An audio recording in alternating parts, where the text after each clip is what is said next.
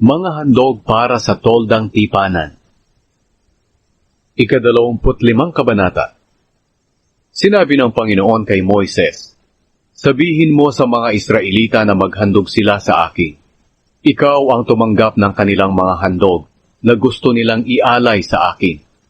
Ito ang mga handog na tatanggapin mo mula sa kanila: ginto, pilak, tanso, lanang kulay asud, ube at pula, manipis na telang linen, tela na gawa sa balahibo ng kambing, balat ng lalaking tupa na kinulayan ng pula, magandang klase ng balat, kahoy na akasya, langis ng olibo para sa ilaw, mga sangkap sa langis na pamahid at pabango sa insenso, batong onyx at iba pang mamahaling bato na ilalagay sa espesyal na damit ng punong pari at sa bulsa sa dibdib nito.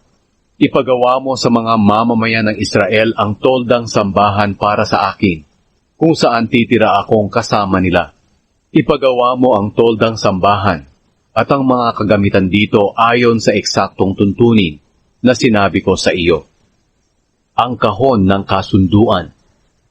Magpagawa ka ng kahon na yari sa akasya. Mga 45 pulgada ang haba, 27 pulgada ang lapad, at 27 pulgada rin ang taas.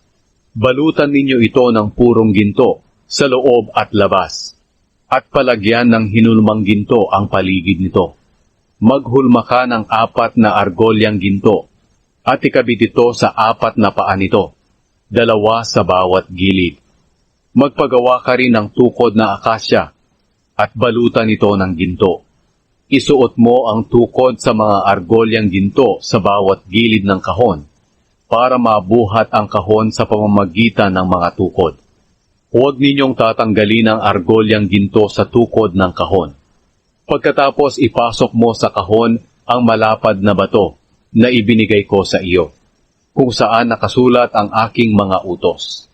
Pagawan mo ng takip na purong ginto ang kahon, na 45 pulgada ang haba, at 27 pulgada ang lapad. Magpagawa ka rin ng 2 gintong kerubin. Ilalagay ito sa 2 dulo ng takip ng kahon. Kailangan nakalukob ang pakpak ng mga kerubin sa ibabaw ng takip para maliliman nila ito.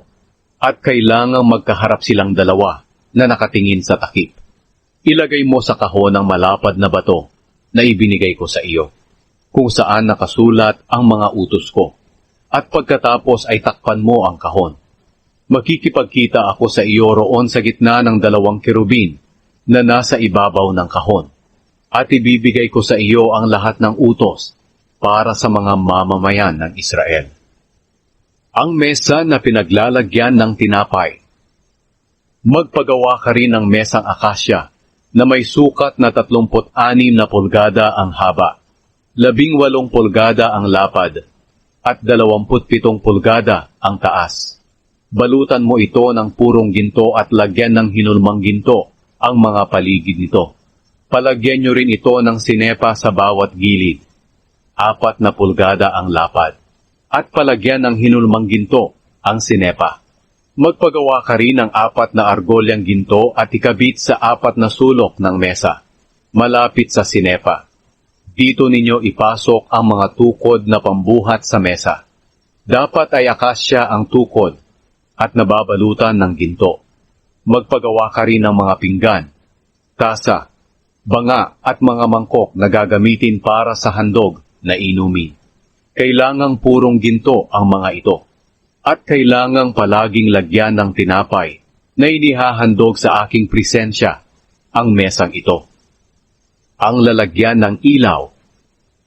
Magpagawa ka rin ng lalagyan ng ilaw na purong ginto ang paa, katawan, at mga palamuting hugis bulaklak, na ang iba'y buko pa lang at ang iba'y nakabuka na. Ang palamuting ito ay dapat kasama ng gagawin ang katawan ng lalagyan ng ilaw. Ang lalagyan ng ilaw ay may 6 na sanga, tig-3 sa bawat gilid. Ang bawat sanga ay may 3 lalagyan na hugis bulaklak ng almendro. Ang katawan ng lalagyan ng ilaw ay may 4 na palamuting hugis bulaklak ng almendro, na ang iba'y buko pa at ang iba'y nakabuka na. May isang hugis bulaklak sa ilalim ng bawat pares ng 6 na sanga.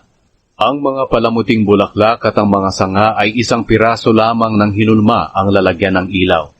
Magpagawa ka ng 7 ilawan at ilagay sa lalagyan nito para mailawan ang lugar sa harapan nito. Ang mga panggupit ng mitsa ng ilaw at mga pansahod ng abo ng ilaw ay dapat purong ginto rin. Ang kailangan mo sa pagpapagawa ng lalagyan ng ilaw at sa lahat ng kagamitan nito ay 35 kilo ng purong ginto. Siguraduhin mong ipapagawa mo ang lahat ng ito ayon sa planong ipinakita ko sa iyo rito sa bundok.